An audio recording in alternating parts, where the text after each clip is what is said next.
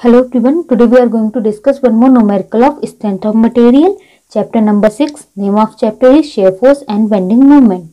Again हमारे पास एक simply supported beam है, इसके लिए हमें एसएफडी एंड बीएमडी ड्रॉ करनी है। देखिए अच्छे से सेक्शन मान के देन इक्वेशन बना के एसएफडी बीएमडी हमने लास्ट 3 न्यूमेरिकल्स में फाइंड की। इसमें हम थोड़ा शॉर्टकट मेथड लगाएंगे, जैसे कैंटिलीवर में भी हमने एक क्वेश्चन शॉर्टकट मेथड से किया था, वैसे इस क्वेश्चन को भी हम शॉर्टकट मेथड से करेंगे। बार बार हमें सेक्शन मानने की जरूरत नहीं होती, क्योंकि इतने क्वेश्चन हम लगा लेते हैं ना, उसके बाद हमें थोड़ा सा अंदाजा हो जाता है कि शॉर्टकट से भी हम इसको कर सकते हैं। शॉर्टकट मेथड लगाने के लिए हमें कुछ चीज़ें याद करनी होंगी, समझनी होंगी, और जब हमने क्वेश्चंस किए थे तो अगर आप ध्यान देंगे तो आपको समझ में आ जाएगा कि हाँ यहाँ पे ऐसा हो रहा है। फॉर एग्जाम्पल देखिए, लोड हमें कितने तरह के मिले, एक तो पॉइंट लोड मिला, एक क्यूडीएल मिला और एक ग्रेजुअली वेरिंग लोड मिला। ठीक है, तो जब हम इसके लिए जब हम वो बनाते थे एसएफडी के शेयर फोर्स के लिए इक्वेशन बनाते थे तो क्या होता था, कांस्टेंट आता था। जब पॉइंट लोड होता था तो कांस्टेंट आता था, मींस कांस्टेंट चलती रहेगी, वैल्यू चेंज नहीं होगी। यूडीएल के केस में जो इक्वेशन बनाते थे उसमें एक्स का टर्म आता था, उसकी पावर 1 होती थी।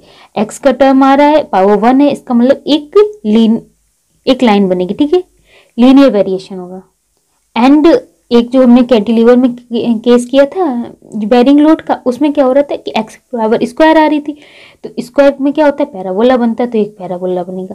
मीन्स जब भी हम एसएफ ड्रॉ करेंगे या एसएफडी ड्रॉ करेंगे तो पॉइंट लोड जहाँ पे आ रहा होगा वहाँ पे हम कांस्टेंट फोर्स चलाएंगे, जितने का पॉइंट लोड होगा उतने का ही फोर्स चलता चला जाएगा। एंड अगर यूडीएल होगा तो हम इस तरह से लाइन बनाएंगे। ठीक है, एंड अगर हमारे ये वेरिड लोड हुआ, ग्रेजुअली वेरिड लोड, तो उस केस में हमारा पैराबोला बनेगा। इसी तरह से बेंडिंग मोमेंट के केस में क्या होता था, जब हम इक्वेशन बनाते थे एंड अगर वहाँ पे पॉइंट लोड है तो जो इक्वेशन बनती थी वो एक्स की पावर 1 में बनती थी। इसका मतलब है कि हमारी लीनियर इक्वेशन है, इसका मीन्स एक स्ट्रेट लाइन बनेगी। एंड जब यूडीएल होता था तो उस केस में क्या होता था कि एक्स की पावर 2 आती थी, एक्स स्क्वायर आता था, तो एक्स स्क्वायर है, इसका मतलब पैराबोलिक इक्वेशन है, पैराबोलिक कर्व बनेगा। एंड ग्रेजुअली वेरिड के केस में एक्स की पावर 3 आती थी, एक्स क्यूब होता था। सो एक्स क्यूब के केस में क्या होगा, हमारा क्यूबिक कर्व बनेगा ना। Cubic curve and parabolic curve में थोड़ा सा हमें ऐसा लगता है कि तो सेम ही है, तो उसमें कैसे हम डिफरेंस करेंगे। देखिए क्यूबिक कर्व जो होता है वो, देखिए ये वाला जो रेड वाला है ये हमारा पैराबोलिक कर्व है। क्यूबिक कर्व जो होता है ये पैराबोलिक कर्व से थोड़ा ज़्यादा शार्प होता है। इन दोनों में बस यही अंतर है कि ये क्यूबिक कर्व थोड़ा ज़्यादा शार्प होगा एंड पैराबोलिक कर्व थोड़ा कम शार्प होगा। Now let's come to our numerical. Our numerical is draw the SF and BM diagram of a simply supported beam of length 7 meter carrying uniformly distributed loads of as shown in figure. हमें एक simply supported beam दे रखी है, इसमें जो load है 2 UDL दे रखे हैं and इसके लिए हमें एसएफडी एंड बीएमडी ड्रॉ करने हैं। फर्स्ट स्टेप, हमने जो हमारी बीम है उसको ड्रॉ कर लिया एंड इस पॉइंट को हम, ये ए पॉइंट है, ये बी पॉइंट है, इसको हम सी मान लेते हैं एंड इस पॉइंट को हम डी मान लेते हैं। Now from point A B C D हम डॉटेड लाइन नीचे की तरफ ड्रॉ करेंगे।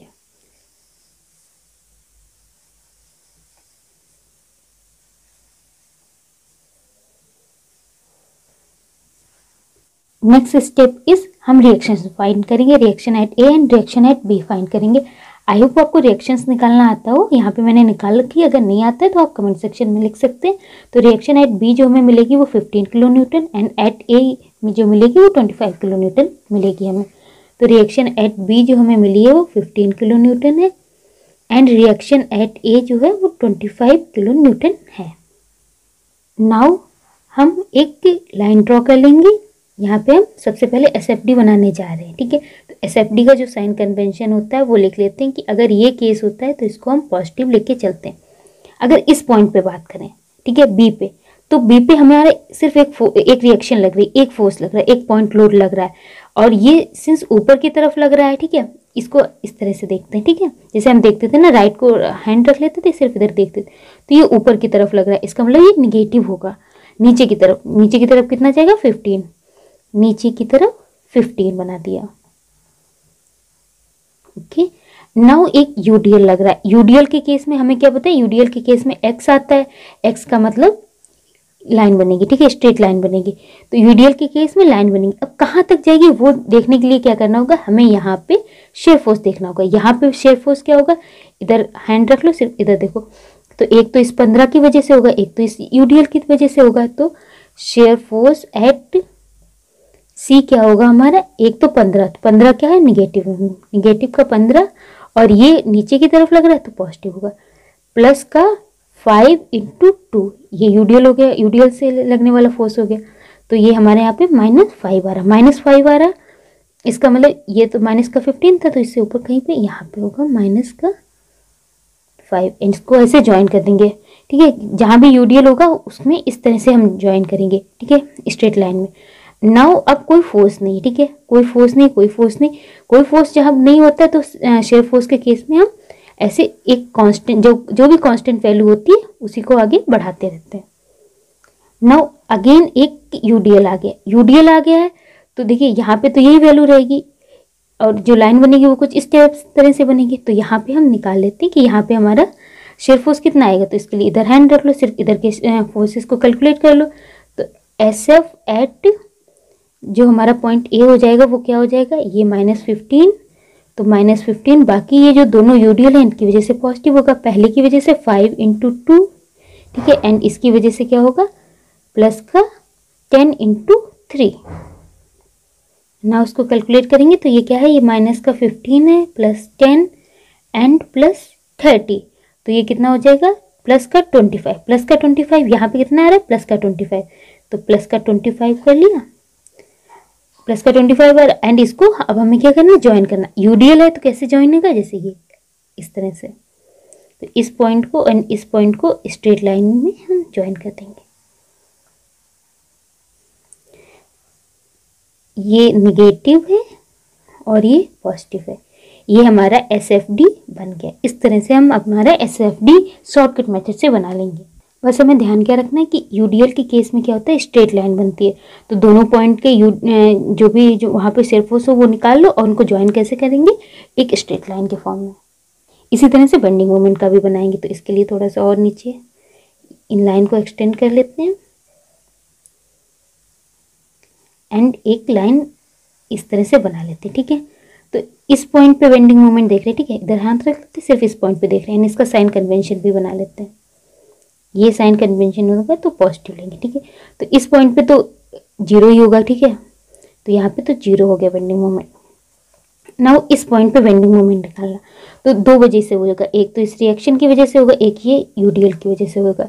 तो bending moment at C equal to, इस रिएक्शन की वजह से क्या होगा पॉजिटिव होगा, 15 इंटू डिस्टेंस कितनी है 2, और यूडीएल की वजह से निगेटिव होगा, माइनस यूडीएल कितने का है 5 का एंड डिस्टेंस के लिए 2, तो फोर्स कितना हो जाएगा 10 इंटू परपेंडिकुलर डिस्टेंस की बात करें तो यूडीएल का फोर्स है बीच में लगेगा, तो ये टोटल 2 है तो ये 1 हो जाएगी, परपेंडिकुलर डिस्टेंस 1 हो जाएगी। सो 30 में से 10 माइनस करेंगे दैट इज 20, तो हमारे यहाँ पे जो बेंडिंग मोमेंट आएगा वो 20 आएगा ना। उसको ज्वाइन कैसे करेंगे, देखिए यहाँ पे केस क्या है यूडीएल के केस में बेंडिंग मोमेंट में क्या होता है एक्स स्क्वायर आता है, इसको एक्स स्क्वायर आई, इसका मतलब पैराबोलिक फॉर्म में, पैराबोलिक कर्व में हम इसको ज्वाइन करेंगे। नाउ नेक्स्ट हमें डी पे बेंडिंग मोमेंट फाइंड करना है, तो एक बार डी पे पहले बेंडिंग मोमेंट फाइंड कर लेते हैं। तो डी के लिए यही दोनों फोर्स तो यही है, तो बस डिस्टेंस चेंज हो गई होगी, बेंडिंग मोमेंट एट डी, ठीक है, फोर्स तो 15 एंड दिस यूडीएल ही है, तो 15 इंटू अभी डिस्टेंस क्या हो गई 2 + 2 4 और माइनस यूडीएल का क्या होगा 10 इंटू डिस्टेंस कितनी हो जाएगी 2 + 1 दैट इज 3, तो ये क्या हो गया 60 - 30 दैट इज 30। तो यहाँ पे जो बेंडिंग मोमेंट हमारा सी डी पे आ रहा है वो क्या आ रहा है 30। अब ज्वाइन कैसे करेंगे, यहाँ पे तो कोई फोर्स है नहीं, ठीक है, जब कोई फोर्स नहीं है तो जो हमारा यहाँ पे वो जो पॉइंट लोड वाला केस था वही लेके चलेंगे, ठीक है। पॉइंट लोड में क्या होता है x की पावर 1 होती है, तो x की पावर 1 है, इसका मतलब इसको हम स्ट्रेट लाइन के फॉर्म में ज्वाइन करेंगे। नाउ लास्ट क्या है, इस पॉइंट पे बेंडिंग मोमेंट फाइंड करना है। तो इस पॉइंट में बेंडिंग मोमेंट 3 वजह से होगा, इस रिएक्शन की वजह से, इस यूडीएल की वजह से एंड इस यूडीएल की वजह से। तो बेंडिंग मोमेंट एट ए क्या हो जाएगा 15 इंटू अभी डिस्टेंस क्या हो गई 2 + 2 + 3 दैट इज 7 माइनस इस यूडीएल की वजह से क्या हो जाएगा 10 इंटू अभी डिस्टेंस क्या हो जाएगी 3 + 2 + 1 दैट इज 6 माइनस इस यूडीएल की वजह से क्या हो जाएगा, यूडीएल कितने का है 30 इंटू डिस्टेंस कितनी हो जाएगी 1.5। ठीक है, इसको सॉल्व करेंगे तो हमारा कितना आ जाएगा यहाँ पे 1.5, 105 माइनस 105 डेट इज 0, 0 आ गया, इसका मतलब हमारा राइट है। यहाँ पे हमारा 0 आ रहा है बेंडिंग मोमेंट। इसको ज्वाइन कैसे करेंगे, यहाँ पे एक यूडीएल है तो क्या हो जाएगा एक्स की पावर स्क्वायर में आएगा, एक्स की पावर स्क्वायर में आएगा, तो इसको भी हम पैराबोलिक फॉर्म में ज्वाइन करेंगे। तो हमें यहाँ पे एक पैराबोला, एक स्ट्रेट लाइन और एक और पैराबोला मिलेगा, ये हमारा हो जाएगा BMD। तो इस तरह से शॉर्टकट में हम SFD एंड BMD ड्रॉ कर सकते हैं। बस हमें ये शॉर्टकट से याद रखने हैं कि अगर लोड जो है वो हमारा पॉइंट लोड है या कोई लोड नहीं है, ठीक है, तो उस केस में कांस्टेंट होगा, तो SFD में तो कांस्टेंट लाइन बनेगी एंड BMD में स्ट्रेट लाइन बनेगी। एंड यूडीएल अगर है हमारा तो SFD के केस में x की पावर 1 होगी, तो एक लीनियर इक्वेशन है तो एक स्ट्रेट लाइन बनेगी, एंड BMD के केस में स्क्वायर होता है तो एक पैराबोला बनेगा। एंड यूडीएल के केस में क्या बात, यूडीएल अगर है तो SFD के केस में एक्स स्क्वायर आएगा तो पैराबोला बनेगा, एंड BMD के केस में जो इक्वेशन बनती है वो एक्स क्यूब में आती है, इसका मतलब क्यूबिक कर्व बनेगा। देन हमें हैंड रख के जो हमारे पॉइंट हैं उन पे हम SF एंड BM फाइंड कर लेंगे एंड उनको ज्वाइन कर देंगे। ज्वाइन करने में देखना हमें कि स्ट्रेट लाइन के फॉर्म में ज्वाइन करेंगे, पैराबोलिक में करेंगे या क्यूबिक कर्व में करेंगे। जब आप पूरे मेथड के साथ ना क्वेश्चन सॉल्व करेंगे उसके बाद धीरे से आपको ये शॉर्टकट भी धीरे धीरे आने लगेगा। आई होप आपको समझ में आया होगा। Thank you.